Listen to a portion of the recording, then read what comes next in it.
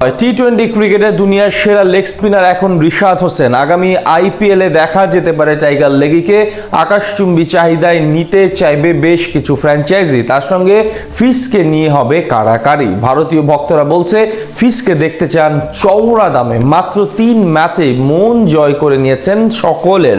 2026 আইপিএলে রিশাদ আর ফিজের সম্ভাবনা নিয়ে বাকিটা জানবো রিপোর্ট। আইপিএলে এবারের আসরে 3 ম্যাচের জন্য ডাক পেয়েছিলেন মুস্তাফিজুর রহমান। তবে প্রথমে তাকে করার ডাক দেন দেশটির ক্রিকেট ভক্তরা, কিন্তু পারফরমেন্স করে পুনরায় সবার মন জয় করে নেন তিনি।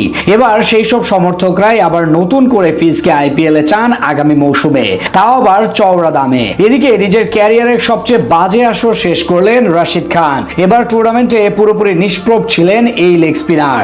ধীরে ধীরে যখন ছন্দ হারাতে শুরু করেছেন তিনি, ঠিক বিপরীত চিত্র যেন রিশাদ হোসেনের ক্ষেত্রে। এবারের পিএসএল এ দারুণ নৈপুণ্য দেখিয়ে মন জয় করে নিয়েছেন সকলে। তাই আগামী আইপিএলে ডাক পাওয়ার দৌড়ে আছেন টাইগার দলের এই ক্রিকেটার। এবার ইন্ডিয়া প্রিমিয়ার লিগে উইকেট শিকারীর তালিকায় আফগান অধিনায়ক রাশিদের নাম খুঁজে পাওয়া যাবে 35তম স্থানে।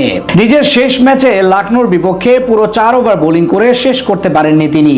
ইকোনমি কিংবা গড়টাও খুব একটা পক্ষে নেই তার। চলতি মৌসুমে এখন পর্যন্ত 31 ছক্কা হজম করেছেন রাশিদ খান। আইপিএলে এক আসরে সবচেয়ে বেশি ছক্কা হজমের রেকর্ড এখন এটাই। তার এমন বাজে সময়ের বিপরীতে রিশাদ হোসেনের পারফরমেন্স ক্রমে ঊর্ধ্বমুখী।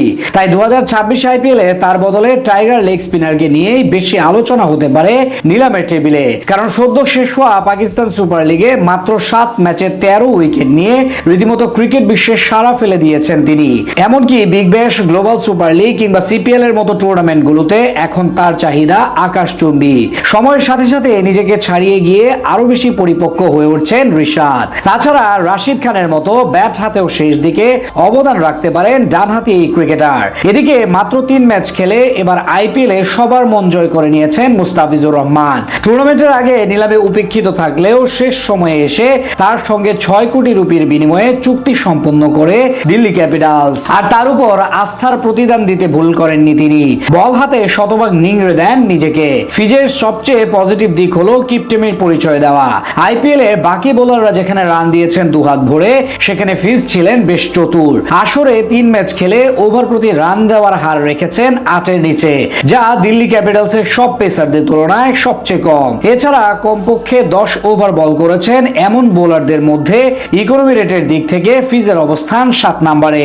এমন পারফরমেন্সের বরাতে এবার আইপিএল ভক্তরা বলছে আগামী নিলামে সবগুলো দলের কাছে হটকেক হবে মুস্তাফিজের নাম। তাকে নিতে চাইবে বেশ কিছু ফ্র্যাঞ্চাইজি, এমনকি তাকে নিতে চওড়া দাম খরচ করতে চাইবে দলগুলো।